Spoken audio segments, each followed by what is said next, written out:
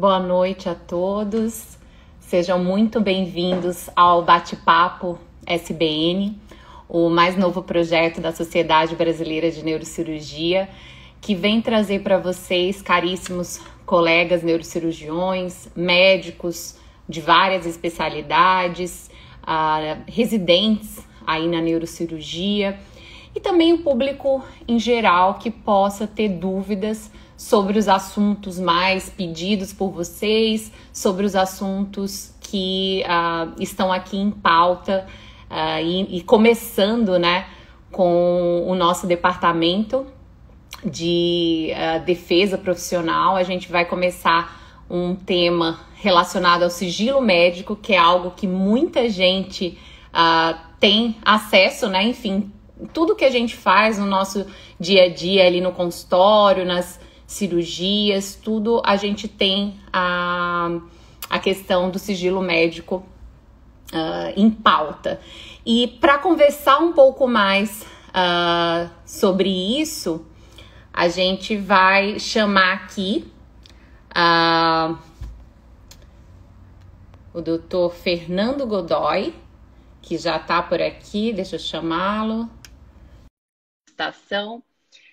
Para a gente aprofundar um pouquinho sobre essas áreas, né? Que muitas vezes a gente não aprofunda tanto ali na faculdade, não aprofunda tanto na residência, e é algo que a gente acaba tendo que lidar no nosso dia a dia.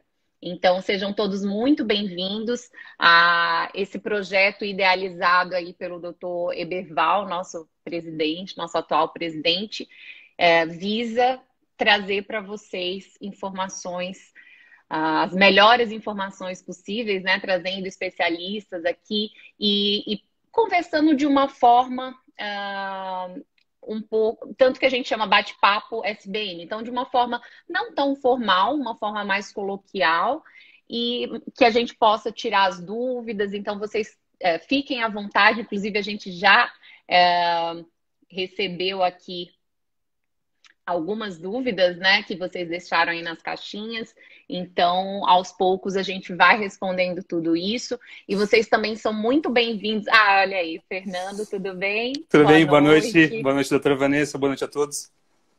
Obrigada pela sua presença, pelo seu tempo aqui, Fernando, por todo o seu empenho, né, com a nossa sociedade e por estar tirando tanto as nossas dúvidas e trazendo também, porque muito desses temas, pessoal, só para explicar um pouquinho, o doutor Eberval junto com o doutor Fernando já foram trazendo exatamente pelo histórico, né? A gente resolveu nesse momento difícil aqui de pandemia que está todo mundo passando, né? Principalmente agora com essa piora, que a gente tem essa ferramenta aqui disponível, né? Do Instagram. A gente trouxe aqui o doutor Fernando, que é o advogado da SBN. Ele é especialista, né, em direito médico, trabalha com essa parte de direito médico há pelo menos 7 anos, né, Fernando? Então, exato, sem dúvida, você pode trazer bastante, somar bastante aqui nessa próxima horinha com a gente. Legal, eu agradeço muito, estou satisfeito e quero realmente trazer informações interessantes. A ideia aqui é tentar fazer um compilado de informações de forma mais objetiva possível, sem muito juridiquês, que é uma coisa que às vezes o advogado tem um pouco de complicação em relação a isso, em transmitir uma mensagem sem muita tecnicidade.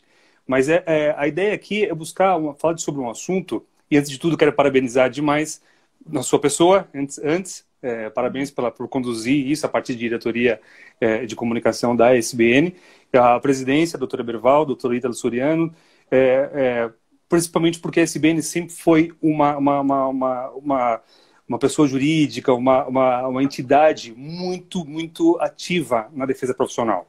Eu falo isso porque a gente já teve até em Brasília, já esteve até protocolando alterações de propostas de alteração de lei junto aos deputados na época. Então, assim, eu só tenho a parabenizar, a SBN está, sem dúvida nenhuma, muito à frente nesse sentido.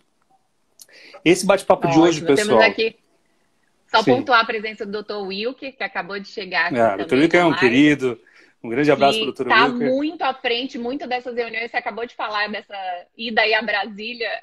Ele sempre está presente nessas discussões, acaba ajudando muito toda a neurocirurgia, né, com as ações dele. Boa noite, Dr. Wilker. Seja bem-vindo aí também à live. Sim, Dr. Wilker é um cara que engrandece muito a defesa profissional da SBN. Sem dúvida. Então, assim, para a gente começar, né, e para introduzir um pouco o assunto, a gente às vezes tem alguns residentes entrando, a gente está no período aí de início dessa empreitada. Fala um pouquinho para a gente, Fernando, então, o que é o sigilo médico e de onde vem essa obrigação para o profissional? Claro, bom, o sigilo médico vem da própria profissão em si, né? O próprio juramento de Hipócrates traz a questão do sigilo médico, da confidencialidade. O Código de Ética Médica traz um capítulo inteiro sobre a questão do sigilo médico, né? Existem algumas questões que vão um pouquinho mais além, que é em relação ao Código Penal, de algumas obrigações relacionadas à esfera criminal, onde o médico fica proibido de revelar esse tipo de conduta sem uma justa causa, né? E também até a própria Constituição Federal, né, doutora? A Constituição Federal traz até a questão da inviolabilidade da vida privada, da intimidade do paciente, né? Então decorre desse sentido. É um assunto muito quente, um assunto muito legal, porque logo no final a gente vai tentar falar rapidamente sobre isso, mas é a questão da LGPD, que veio também aqui para tratar desse assunto. Que é algo muito novo, né, agora. Um assunto muito novo, um assunto muito sério, que algumas pessoas estão falando, não vai pegar, não sei o que, vai ser tranquilo. Não é verdade, não é verdade. Tá? Então, mas esse é um assunto para uma outra discussão. Vou tentar dar uma pincelada hoje sobre esse assunto também. Legal. E, na verdade, assim, o Código de Ética Médica, né, que você bem citou, que tem esse capítulo falando especificamente sobre o sigilo médico, ele fala que o sigilo médico deve ocorrer no exercício da profissão. E daí, muitas vezes, surge a dúvida, né, de que se essa questão do sigilo só deve ocorrer no momento da atuação. Tenta destrinchar isso para explicar gente. Isso melhor. Isso muitas vezes acaba sendo uma dúvida que surge, né? Que acabou surgindo aqui nas nossas caixinhas que a gente abriu. Então, tenta esclarecer um pouquinho isso para a gente. O texto da lei é um pouco confuso mesmo nesse sentido. Se você analisar ali, fala que existe uma proibição de revelação no exercício da profissão. Então, teoricamente, se você receber essa informação ou você revelar essa informação e não exercendo o trabalho, você não estaria tendo aí uma infração ética, um ato ilícito?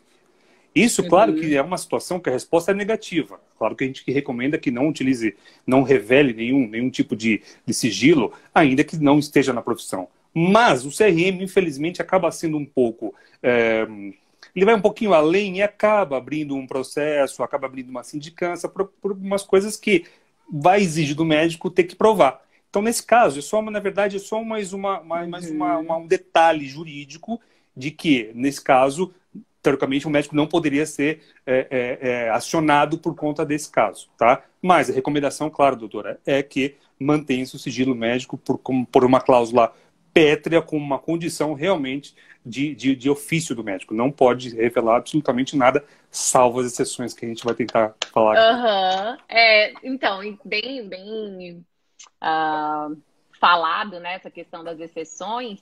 Inclusive, foi uma dúvida do Pedro Paulo Melo.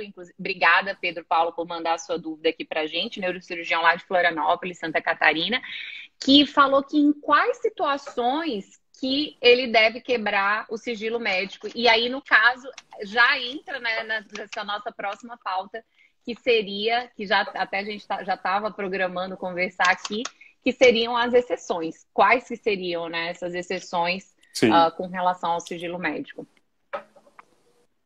Veja só, o Código de Ética Médica é um código de deveres, naturalmente. Assim como é o Código da OAB, Código dos odontológicos, etc. Então, na realidade, ele só tem 10 direitos, ao passo que existem 118 deveres. Mas existem, nesse caso aqui, algumas exceções específicas que o médico pode quebrar esse sigilo, digamos assim. Um deles é o motivo justo, o dever legal e o consentimento do paciente. É bem importante saber destrinchar essas situações, porque o motivo justo, por vezes, acaba sendo uma situação que ainda não se tem muita conclusão objetiva sobre o que seria um motivo justo. Na realidade, o termo comporta diversas interpretações. Isso também é um problema. Então, na realidade, o médico deve, sim, ter um critério ali de saber se existe um motivo justo para que haja quebra desse paciente. Vou citar um exemplo. Constitui justa causa, tá, para a quebra desse sigilo, interesse que seja coletivo, algum interesse que seja maior do que o individual. Um exemplo que eu vou te passar: vítimas de atos violentos, pacientes com HIV. E no caso de pacientes com HIV, é importante citar, o médico, existe uma resolução específica do CFM de 2003, que fala que, obviamente, o médico deve guardar todo o sigilo possível em relação a essa patologia, salvo a justa causa. Então, olha só o quanto COVID é também estaria nesses motivos justos, já que é tão transmissível? Covid, por exemplo, estaria nesse motivo justo também? É só você pensar, opa, isso pode afetar outras pessoas, além dessa pessoa? A ideia é você convencer essa pessoa, esse paciente, a falar, informar o cônjuge, informar, eventualmente, o grupo que ele participa, de que ele está cometido dessa doença. Que caso ele não faça, o médico tem sim que revelar, porque isso vai expor o risco à saúde de terceiros. Sim. E toda a questão de conduta de isolamento, né, em casa, tudo mais. Todo mundo acabou tendo algum caso na família ou conhece alguém que teve casos e que precisou fazer esse isolamento, enfim. E aí, de uma certa forma, muitas vezes parte do próprio paciente por ter o cuidado, né? Mas se não partir, seria um desses motivos justos. Aí, no caso segundo, seria dever legal? O dever legal é um pouco mais fácil de entender. O dever legal, na realidade, são casos, por exemplo, o Código Penal. O Código Penal tem um capítulo específico de situações relacionadas à saúde. Por exemplo, omissão de notificação sobre doenças compulsórias. Tá? Esse é um dever legal que o médico, sabendo daquela situação, tem que revelar os fatos. Aí sim, se ele não fizer, ele vai estar cometendo um ato ilícito. Tá? Então, por exemplo, atestado de óbito também, indícios de maus tratos a idosos, ou idosos, ou então até a crianças. Mas uma coisa importante, e aí começa a complicar um pouco a nossa conversa. O Código Penal estabelece ali, você tem que comunicar, mas você não tem que dar o prontuário para a autoridade, para quem quer que seja. Você tem que dar, na realidade, as informações, desde que não exponha o seu paciente a um processo criminal. Olha que dificuldade. Então, na realidade, você vai ter, sim, o médico na instituição, no consultório, na clínica, vai ter que ter um amparo aí técnico-legal de alguém que possa estabelecer essa situação, entendeu? Para comunicar, para comunicar, na verdade, o fato, a doença, mas jamais o prontuário. Entendi, perfeito. E o terceiro ponto, qual que seria? O terceiro ponto é o ponto mais simples. E o consentimento escrito, tá? O consentimento escrito. O consentimento escrito é o mais fácil. O consentimento escrito acaba sendo mais fácil. Isso não significa que ele tem, na realidade, o dever, nesse caso. Mas ele tem uma faculdade. O médico pode, aí, nesse caso, revelar. Mas o que atormenta mesmo o judiciário, doutora, não são, na verdade, o sigilo médico, que o médico não revela, mas sim os depoimentos. Tá? Os depoimentos são complicados. A gente vai ver isso daqui a pouquinho. A qualidade do áudio tá ok? O áudio tá ok? Inclusive, já tem gente mandando perguntas. O doutor Will que fez uma pergunta muito interessante sobre prontuário. Daqui a pouquinho a gente já abre e deixa aqui. Então, vocês podem colocar tanto aqui nos comentários, pessoal, quanto na interrogação. E vocês estão vendo quão rica, assim, o tão rica que está essa discussão. E aí eu queria pedir para vocês para pegarem esse aviãozinho que tem aqui do lado, essa setinha, né, que tem aqui para o lado, e mandar para 5 pessoas que vocês acham que iriam se beneficiar com essas informações, porque realmente é difícil, né, a gente ter um momento para conversar sobre isso, então é interessante aproveitar para tirar essas dúvidas com o doutor Fernando, que está aqui dispondo o tempo dele. E quando a gente, já falando nessa questão de prontuário e a questão, enfim, das exceções, né, que o senhor falou, em que ponto, né, que muitas vezes isso interessa para os pacientes, para os colegas, se o familiar ou amigo pode solicitar o prontuário, né? Que acaba sendo um documento que a gente se preocupa muito, né? Com essa questão do Claro. sigilo médico. Sim. Então, eu queria entender um pouquinho de como funciona o sigilo, né? Nessa questão do prontuário.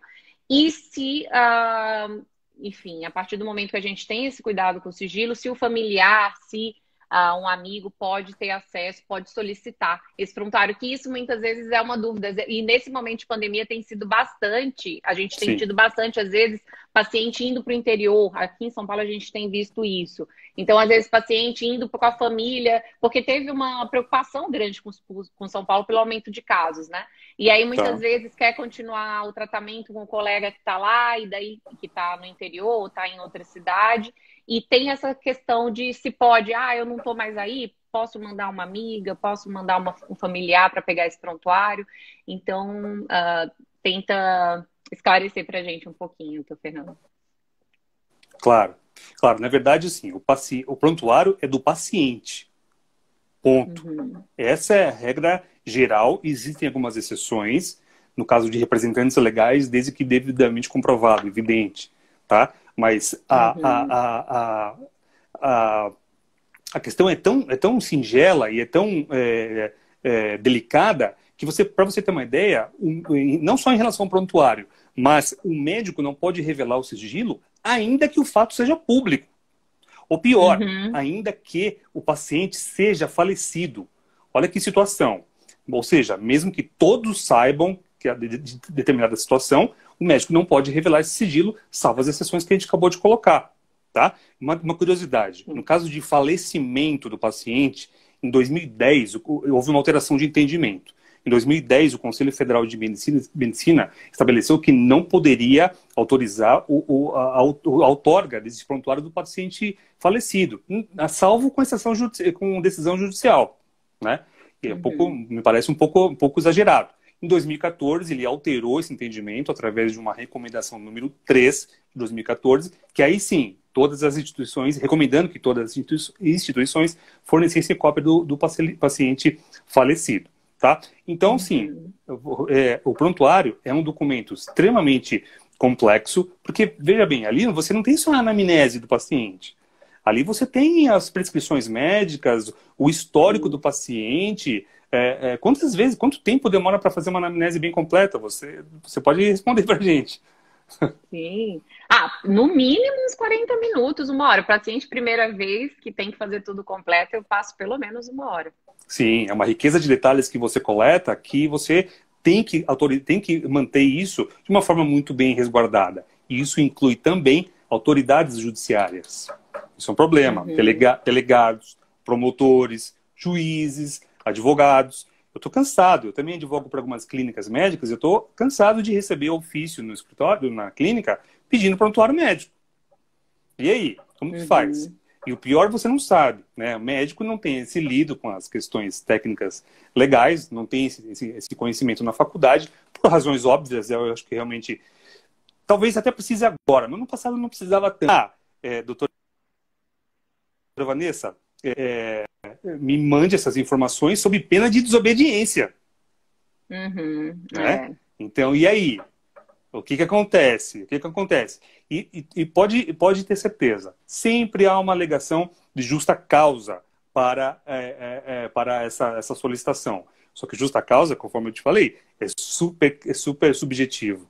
Existem restrições a esse poder do judiciário, de autoridades administrativas e policiais de determinar se é ou não justa causa, entendeu? Não são eles que determinam. Sim. Né? Não, e muitas vezes, assim, se existe essa solicitação, por exemplo, você falou que é muito comum, né, nas clínicas que você trabalha, tudo ter esse tipo de solicitação. Como que você orienta que os colegas, né, que estão aqui assistindo e que muitas vezes podem ter esse tipo de solicitação, conduzam, né, essa questão, enfim, como que eles respondem, né, a esse tipo de solicitação? Eles devem responder. É uma excelente pergunta e eu gostei porque é muito prática. Na verdade, o médico precisa primeiro saber isso. Pode decorar, pode anotar. É constrangimento ilegal você solicitar essa revelação de suas anotações no prontuário. Seja em prontuário, seja na ficha na ficha do paciente. Tá? Você pode dispor, sim, o prontuário, né? Principalmente aí sim, quando existe uma decisão judicial, aí você pode mandar, desde que seja para o perito. Você peça para que o juiz determine um médico perito para que ele analise o prontuário e analise somente as questões que interessam ao fato. Né? Porque eles também, é um médico, ele está distrito ao sigilo. Ao sigilo médico. Exato, exatamente. Entendi. A mesma coisa serve todo para... sentido. Exato. A mesma coisa serve para delegados de polícia e etc e tal. Tá? Esse é um assunto bastante importante. Eu deixo aqui uma resolução, salvo engano, é 1605 de 2000. Uma resolução que eu acho que é muito simplesinha, é fácil de ler, que todos os médicos precisam conhecer, que se deparar com esse assunto, consulta essa resolução. 1605 do ano 2000. Legal. Vão anotando aí, pessoal. Não sei se vocês estão anotando também. Eu tô anotando tudo aqui. Mas aí é importante falar também, isso não é absoluto, né? Tá bom, mas eu não posso ceder isso de jeito nenhum. Você pode ceder cópias, jamais o prontuário físico e oficial. Você pode oferecer cópia ou um laudo, um relatório, que às vezes resolve, né? Para o próprio paciente, para o CRM, para o CFM, tá? Você pode utilizar em defesa judicial. Se o médico for demandado por um paciente ou por alguma outra causa, eu posso utilizar esse documento para me valer da minha defesa, tá? E com consentimento do paciente também. Você pode fazer isso. Só não pode revelar algo que seja relacionado à intimidade da vida da pessoa. Na verdade, você acabou abrangendo muito do que eu estava pensando também. Estava com, enfim, os pontos para a gente discutir aqui também. É que muitas vezes a gente tem o pedido da operadora de saúde, né, solicitando, e a questão de autoridades, que aí você até citou essa questão, se tiver um mandado judicial, aí você teria que... E direcionado ao perito, eu achei muito pertinente, né? Essa questão de ser de médico para médico. Então, com relação à operadora de saúde, por exemplo, se é o auditor médico, né, que está ali solicitando, pode existir, enfim, como que a gente deve conduzir, né, nessa questão? Quando a operadora de saúde solicita, que às vezes acontece, né, deles pedirem, enfim, avaliarem, principalmente quando tem paciente com internação prolongada, isso acontece. Eu trabalhei bastante tempo em UTI também, eu lembro que eles chegavam às vezes para avaliar o que é que está se passando, enfim. E como que a gente deve agir nesses casos?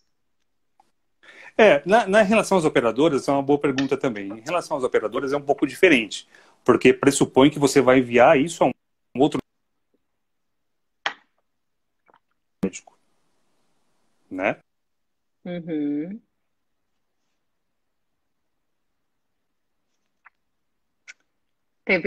Cortou um pouquinho o seu áudio.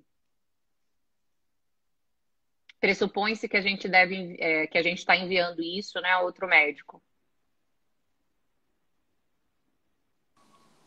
Doutora? Pessoal, vocês estão me ouvindo bem? Comenta. Oi, tô te ouvindo, mas a imagem está travada. Isso. Voltou? Estamos juntos?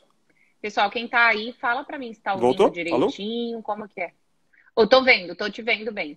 Agora sim. Então, isso, você estava falando da questão da operadora, né, de saúde, que aí seria diferente. Isso, em relação à operadora de saúde é um pouco diferente, mas nesse caso você também oferece, na realidade, o quê? As informações básicas, jamais o prontuário em si. Um laudo, uma qualificação, o estado do paciente, essas coisas é mais interessante, muito mais interessante de você enviar. Tá? Uma coisa que é importante também frisar, doutora, é o sigilo referente a crianças e adolescentes.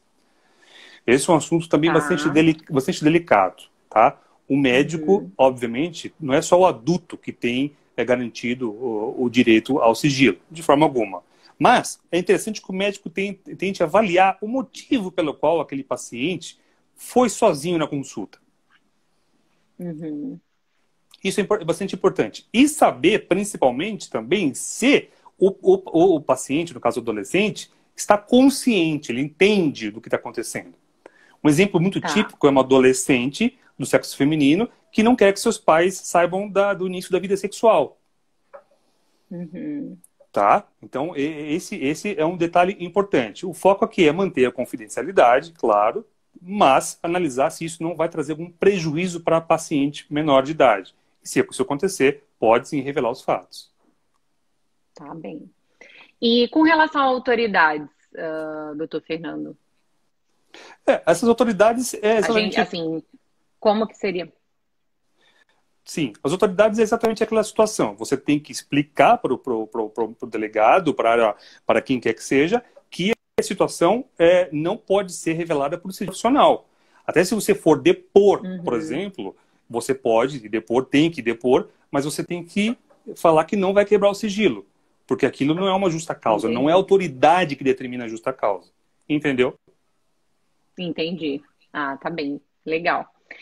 E na verdade, assim, agora chegando num ponto que inclusive encaixa bem com uma das dúvidas do Dr. Wilke, que agora com a pandemia e a evolução da tecnologia, né, a gente está tendo bem mais, já estava vindo, né, evoluindo com prontuários virtuais, mas nesse momento a gente tem um boom gigante aí, tanto pela questão de teleconsulta, então esses prontuários virtuais eles estão bem mais difundidos. Então uma das questões é se eu vou até já colocar uma dúvidas, né, que ele está transmitir aqui para vocês. Vocês estão conseguindo ver aí? Se no contexto do prontuário eletrônico, uma pergunta aqui do Dr. Wilke, quais as certificações legais e tecnológicas exigidas, né? Que eu acho que isso é bem interessante a gente ver. E, na verdade, e também eu gostaria de saber se, nesse momento, o prontuário físico, ele pode ser eliminado. Em relação às certificações, isso envolve um pouquinho da LGPD já, tá? Se você verificar a LGPD, tanto na LGPD quanto nas próprias legislações referentes à telemedicina, só você precisa ter um sistema que garanta a segurança e a autenticidade das informações dos documentos, tá? Já te adiantando, o nível de segurança que se utiliza, que é o nível, é o chamado nível número 2. Existe um nível número 2 que é referente a uma certificação, a uma qualificação patrocinada pelo próprio Conselho Federal de Medicina, na época em parceria com a SBIS, que é a Sociedade Brasileira de Informática em Saúde, que contempla ali a certificação digital. Existem dois níveis, o nível número 1 e o nível número 2. O nível número 1, ele também define alguns critérios de segurança, mas ele não tem certificado digital. Então você, nesse caso, não poderia fazer a eliminação do papel. Tá, do papel. Nesse caso, você tem que manter. O que precisa, na realidade, é manter, sim, se você não tiver se você não tiver essa certificação de nível número 2. Essa, sim, é um documento totalmente protegido, válido do aspecto legal, e ali você tem ali a assinatura, se você tem um certificado digital, como a chave PADP, Brasil, e etc e tal. E uma questão que assim, que eu fiquei surpresa com a nossa conversa, né? Por quanto tempo que esse prontuário físico deve ser guardado? Isso foi uma coisa que eu fiquei... Eu não sabia exatamente na nossa conversa, você acabou comentando. Então, comenta aqui para o pessoal, que eu acho essa informação muito prática, né? Que acaba estando ali no nosso dia a dia. Pois é. Isso eu acho que é uma coisa que deveria ser revisada até pelo Conselho Federal de Medicina, por conta das tecnologias que nós temos hoje aptas a garantir uma integridade das informações. Período de 20 anos no papel físico, você precisa armazenar em algum local esse tipo de documento. É bem complicado, é bem complicado. Veja, a LGPD também não pede nenhum tipo de certificação, mas uma sugestão que é a ISO 27000, que é uma certificação bastante interessante para clínicas e consultórios e até pelo menos para ler a ISO 27000, que dá umas coordenadas bem interessantes em relação à proteção de dados referente aos prontuários. Mas a eliminação é só nesse caso, só se você tiver o nível de garantia número 2.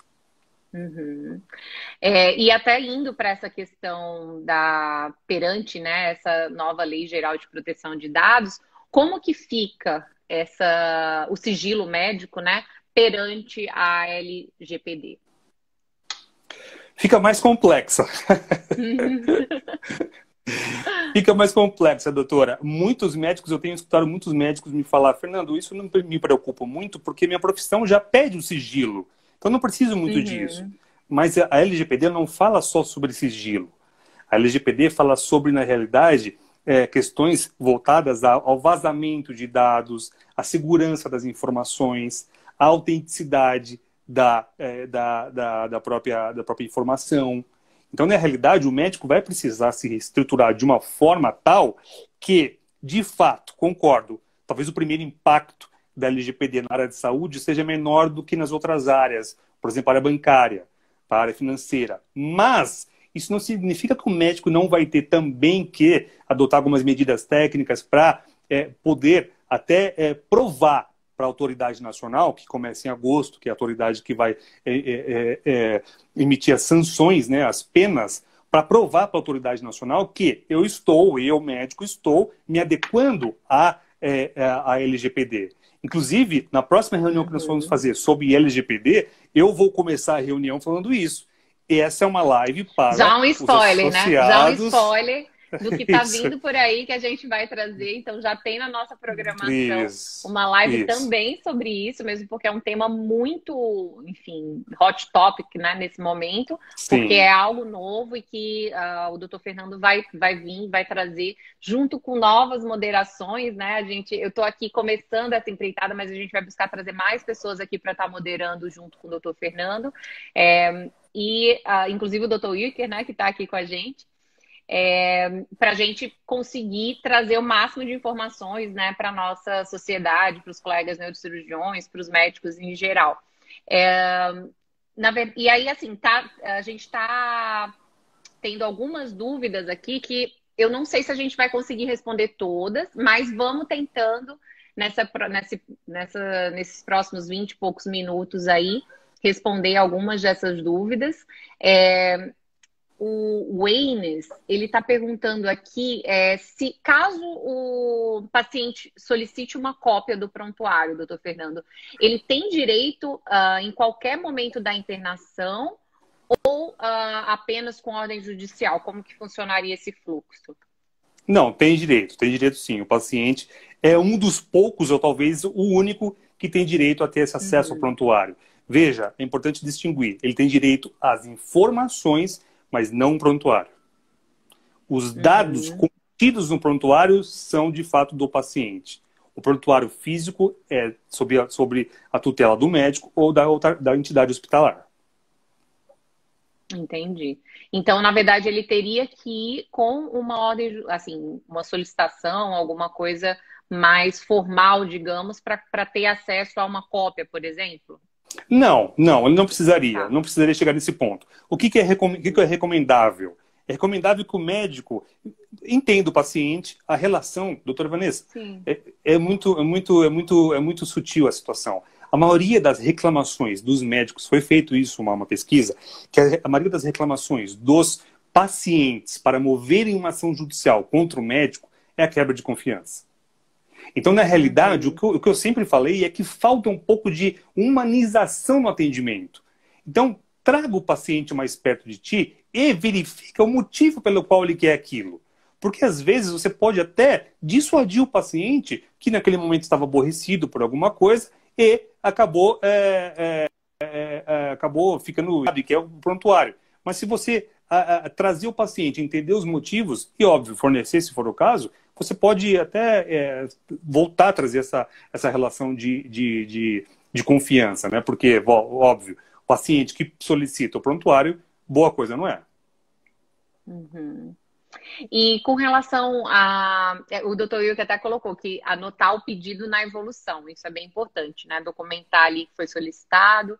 E o Ari Macedo está perguntando se ele poderia solicitar uma cópia desse prontuário, né? Foi, na verdade, isso que você acabou citando, né? De colocar. Só complementando o que o Wilker colocou, o que o Wilker colocou, na verdade, pode anotar no próprio prontuário. Cópia, você anota no prontuário essa solicitação. Documentar, até que você está fazendo essa entrega, enfim. Sim. O doutor Will que está perguntando, aqui eu coloquei para vocês, que na questão da teleconsulta, há uma obrigatoriedade de se gravar, e isso está sendo um tópico muito utilizado agora, né? Acho que talvez algumas dúvidas que vão surgindo no momento que a gente está utilizando mais essa ferramenta. Há uma obrigatoriedade de gravar a videoconferência ou resumo no prontuário seria o suficiente? Pode gravar. Eu sou do entendimento que pode gravar. Obviamente, desde que o paciente saiba disso, tá? Se vier do médico essa conduta, pode gravar sim, avisando o paciente, porque já existe uma resolução no CFM que autoriza as gravações de consultas em determinadas questões. Então, eu entendo que nós estamos num momento diferenciado, as consultas agora realmente passam a ser virtuais e contempla assim a gravação desde que seja consentida, sem dúvida nenhuma. Eu entendo que é possível.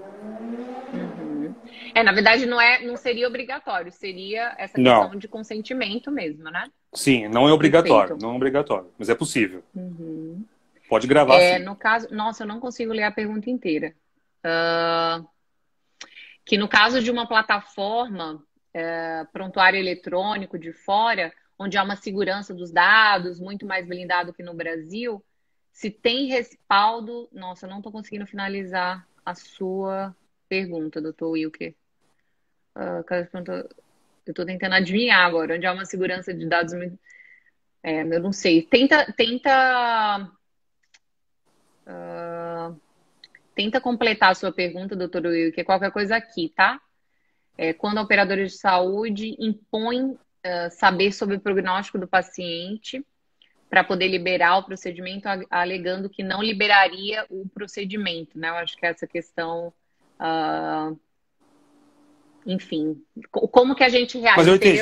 Eu tô tentando entender o resto que a gente não está lendo, mas a operadora de saúde, ela quer saber o prognóstico do paciente para liberar o procedimento. A gente, né, que lida muito, o doutor Will, que também que é da área da funcional, a gente acaba lidando, às vezes, com um paciente oncológico ou, enfim, pacientes que podem ter a expectativa de vida, né, reduzida ali, enfim, 1 ano, 2 anos, 3 anos, e muitas vezes a operadora de saúde pede essa informação para a gente.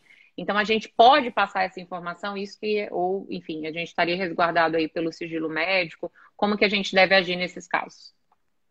Nesse caso, comunicar as informações mínimas e necessárias, que isso também é um spoiler de LG. É o mínimo necessário para aquela finalidade. Você não precisa mandar o prontuário, repito, mas basta que você faça um bom relatório e envie para a operadora, com certeza. Seguradora é diferente, doutora, só um detalhe. Seguradora é diferente. Seguradora, quando pede situações relacionadas à morte do paciente, você não pode mandar. Você não pode mandar porque isso fere o sigilo. Você teria que fazer uma análise mais criteriosa sobre esse tipo de solicitação de seguradoras, que não é da mesma forma como acontece nas operadoras de saúde, não é? Entendi, tá bem. Perfeito. Então, eu não sei se o Dr. Wilker quer complementar, Dr. Wilker, essa pergunta que eu não consegui ler sobre a plataforma de prontuário eletrônico, que ficou muito grande dentro da caixinha. Se quiser colocar aqui, se quiser que eu te chame também, que eu acho que talvez eu possa até chamar para o senhor fazer a pergunta aqui para o doutor Fernando. Eu vou tentar chamá-lo, vamos ver, né? Porque aí pelo menos ele consegue complementar essa... Olá. Grande Wilker. E aí, Fernandão, beleza? E aí, Vanessa? amigo?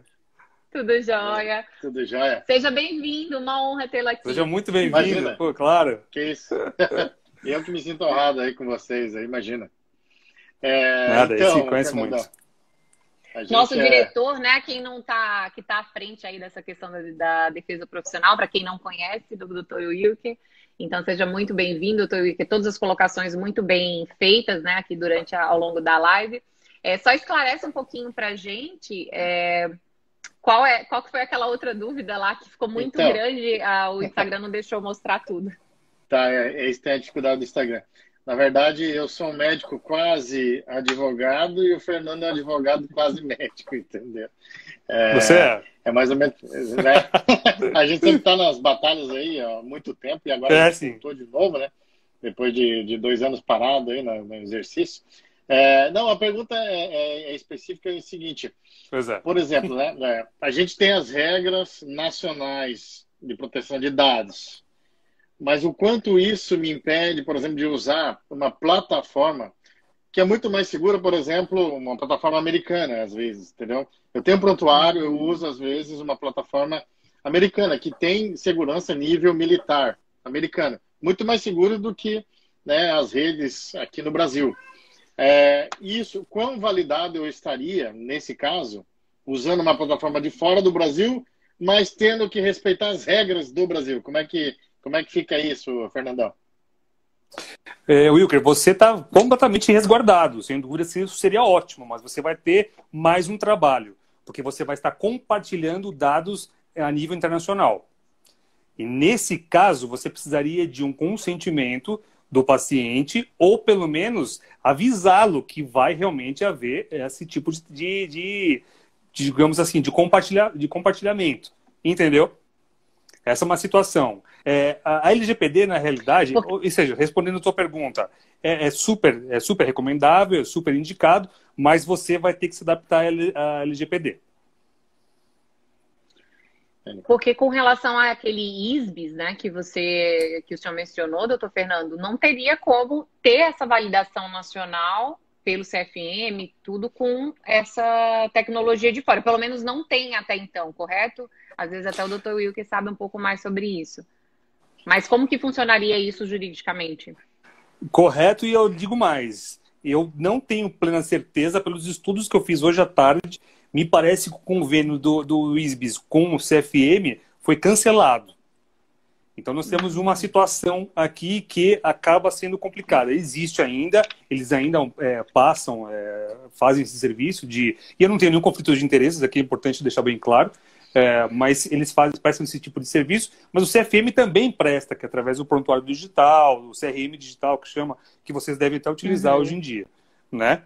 Então, o compartilhamento isso que o Wilker colocou é muito comum de utilizar, realmente é muito comum utilizar, mas você vai estar fazendo uma transferência de dados a nível internacional, isso é fato. E a LGPD contempla isso e demanda uma atuação do médico, na qualidade de adianto, de controlador dos dados, digamos assim. Eu perguntei isso justamente porque, assim, por mais que a plataforma e os BIS, enfim, seja nacional, alguma tecnologia vai estar usando de fora, que é muito comum para desenvolver, etc.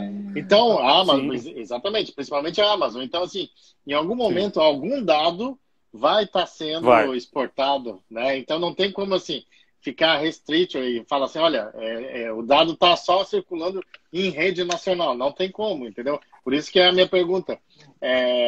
Qual que seria, então, o que eu entendo hoje sobre LGPD, telemedicina e sigilo é que, assim, tá tudo muito imaturo, tudo ainda nascendo, uma coisa pode, depois não pode. A telemedicina nasceu, daqui a um pouco os próprios médicos afundaram ela. Veio o Covid e nasceu de volta, entendeu?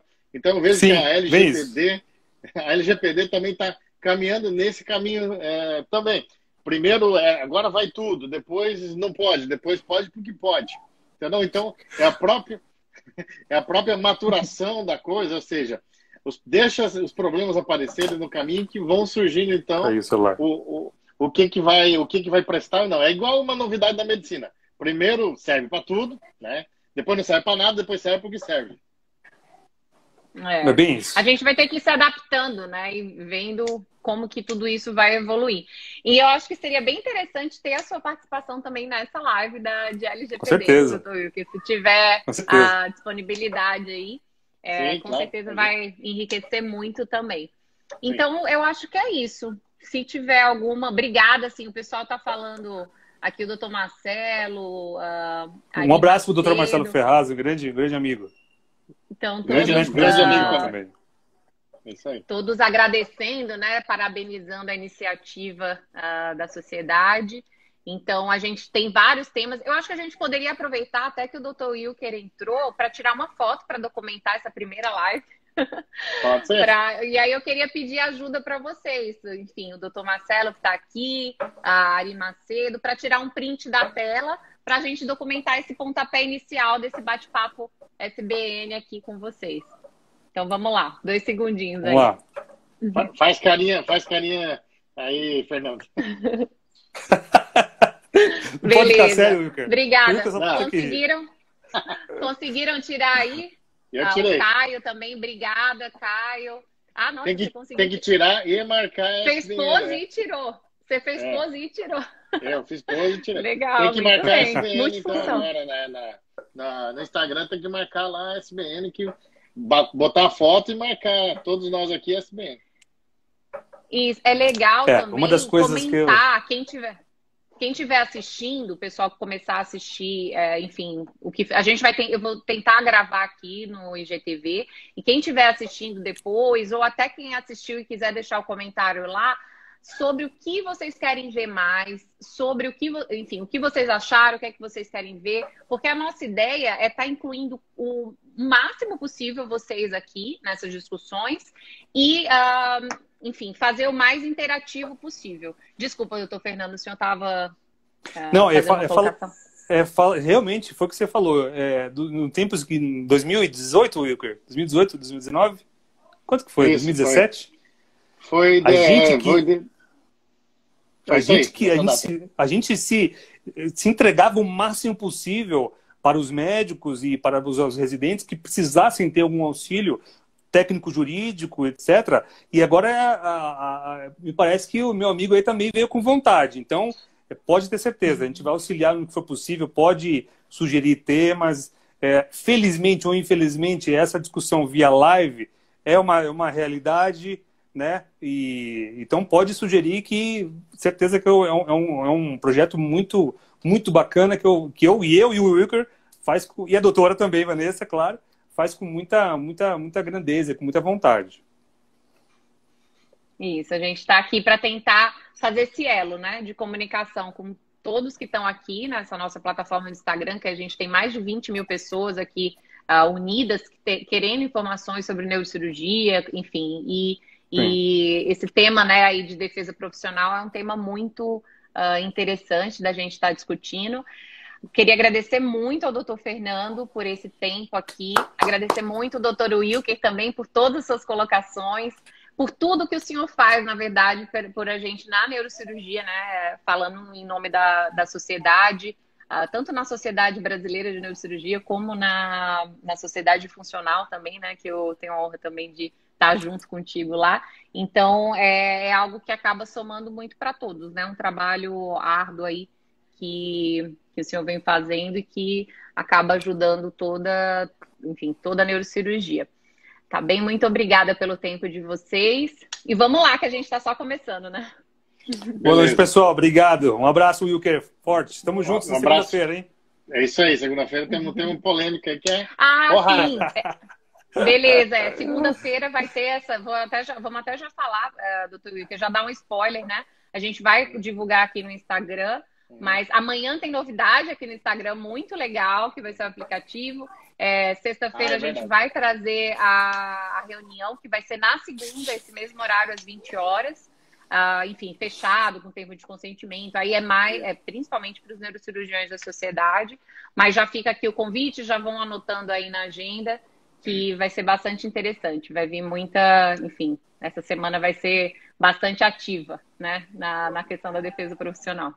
Exatamente. Semana que vem, segunda, a gente tem um debate que ele vai ser fechado porque para quem participar vai ter que assinar um termo de consentimento, se isentando de relacionamento, de disclosure com o operador de saúde, que é justamente o que fazer quando a gente sofre abuso do próprio colega neurocirurgião na função de terceira opinião, que é o dia a dia hoje nosso, etc. Tal. Então, a gente, quer dizer, é um tema polêmico, é uma ferida, mas a gente tem que mexer na ferida, porque é só assim que a gente consegue tocar onde é que está o ponto que a gente tem que, então, suturar, que a gente tem que fazer o reparo, né? Então, infelizmente, vai mexer... né? Cicatrizar. Mexe um pouco com egos, com coisa, com plano, enfim. Então, mas é necessário. E aí a gente está aí, eu e o Fernando, organizando para segunda-feira esse debate aí, para dali sair parametrizações, dali sair encaminhamentos que sejam, a gente, mais uma vez, a gente não está contra operadora de saúde, nem contra colegas médicos, neurocirurgião ou não. A gente está contra os abusos que estão ocorrendo. E a gente fala isso da outra parte, mas a gente sabe também que existe abuso. É uma dor nossa, né? É uma dor nossa, quase que diária. Exatamente. Então, a segunda-feira, 8 horas da noite, a gente vai ter essa discussão também muito importante que envolve neurocirurgia, coluna, enfim, né? A gente precisa tocar nessa ferida. Legal, muito bom. Nessa. E muito obrigada a vocês, doutor Fernando, doutor Wilker, muito obrigada pela presença de todos aqui em nome da Sociedade Brasileira de Neurocirurgia, em nome do doutor Eberval. A gente agradece muito o empenho de vocês, a participação e já convida, né, para as próximas que vão ser aí quinzenais, sempre na quarta-feira às 8 horas. Tá bem? Até mais. Beleza. Obrigado a todos. Boa noite. Tchau, boa noite. Tchau, boa noite. Boa noite.